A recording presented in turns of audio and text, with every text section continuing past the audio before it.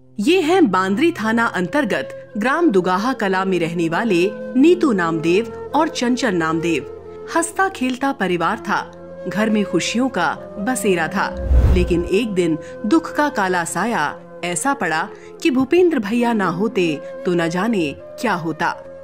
2 मई की वो दोपहर याद करके आज भी परिवार सिहर जाता है। वो काला दिन आज भी जहन में जिंदा है। नीतू और चंचल का 4 साल का मासूम बेटा, उनके घर का चिराग करुण नामदेव घर पर ही खेल रहा था कि अचानक वो गायब हो गया। करुण को पास ना पाकर माँ का कलेजा तो मुंह को आ गया। आखिर उनका हंसता मुस्कुराता बच्चा खेलते खेलते अचानक कहाँ गायब हो गया था। घर वालों ने तलाश शुरू की, आसपास हर जगह ढूंढा। मोहल्ले के लोगों से पूछा तो एक महत्वपूर्ण सुराग मिला। घर वालों को पता चला कि घर के पास ही रहने वाला राजू रजक नाम का व्यक्ति करुण को अपनी मोटरसाइकिल पर बैठाकर ले जाता हुआ देखा गया था। ये सुराग काफी था। अब सवाल था कि राजू रजक को कहाँ ढूंढा जाए। बच्चा उसने कहाँ छुपाया होगा, क्यों उठाया होगा, ये सारे सवाल घर वालों को परेशान कर रहे थे। बहुत टेंशन लगी थी, खाना पीना कुछ नहीं खाती थी, छोड़ दी थी मैंने तो सब चीज। ऐसे जीव हो रही थी कि हमारा बेटा कहाँ से अब यारो कब आरो गले पे लगा लें, ऐसी आत्मा में जूझ रही थी हर हमेशा। ना खाना खाती थी, ना चाय पीते थे, ना कुछ नहीं, अकेले पानी की सहारा से रहते हैं।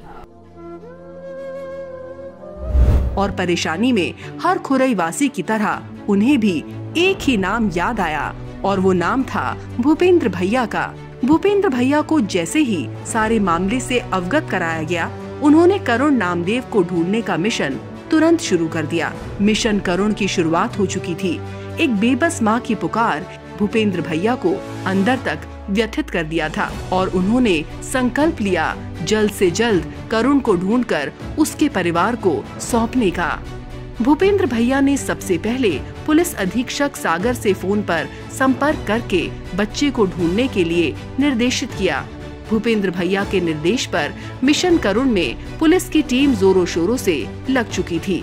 बांद्री थाना प्रभारी रावेंद्र सिंह चौहान और उजनैट चौकी प्रभारी यशपाल सिंह भदौरिया ने परिजनों को साथ में लेकर आरोपी राजू के संभावित ठिकानों पर ढूंढना शुरू कर दिया। लेकिन अफसोस करुण का कहीं कोई सुराग पता नहीं चला। भूपेंद्र भैया करुण की जानकारी निरंतर पुलिस और ग्रामीणों से फोन पर लेते रहे और लगातार इस संबंध में निर्देशित करते रहे। लगभग 1 हफ्ता बीतने को था। बच्चे का और उसका अपहरण करने वाले का कोई सुराग नहीं था। भूपेंद्र भैया ने मिशन में तेजी लाने के निर्देश दिए और अचानक एक बड़ी लीड पुलिस के हाथ लगी। पुलिस को पता चला कि एक अज्ञात व्यक्ति बच्चे के साथ में विदिशा जिले के गंज बासौदा के पास में देखा गया है।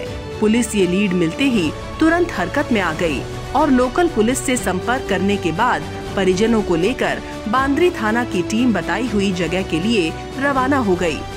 सूचना सटीक थी। पुलिस ने आरोपी को धर दबोचा और बच्चे करुण नामदेव को सकुशल बरामद कर परिजनों को सौंप दिया। वरिष्ठ अधिकारियों के मार्गदर्शन में श्रीमान पुलिस अधीक्षक महोदय, अपने अतिरिक्त पुलिस अधीक्षक महोदय और एसडीपी महोदय के माध्यम से टीआई साहब के द्वारा हम लोगों की टीम बनाई गई और टीमों को अलग अलग दिशा में भेजा गया, जिसमें टीमें अपने विदिशा इलाका क्षेत्र में, यूपी नारायण क्षेत्र में और जहाँ जहाँ खबर मिलती थी हम लोग निरंतर 7 दिन तक इनकी खोजबीन करते रहे। उसके बाद दिनांक 7 मई 2023 को हमारे सूचना मिली, मुखबिर द्वारा बताया गया कि जो करुण नामदेव का बच्चा है, नाम का बच्चा है और एक संदेही आरोपी को गंज बसौदा में देखा गया है। मोहल्ले में पूछताछ की गई और अपने लोकेशन को ट्रेस करके जब वहाँ पहुँचे तो मुखबिर द्वारा बताए हुए घर को जब तलाश किया तो वहाँ पर एक जो बच्चा गुमशुदा था करुण नामदेव वो मिल गया था और एक आरोपी वहाँ पर मिला था।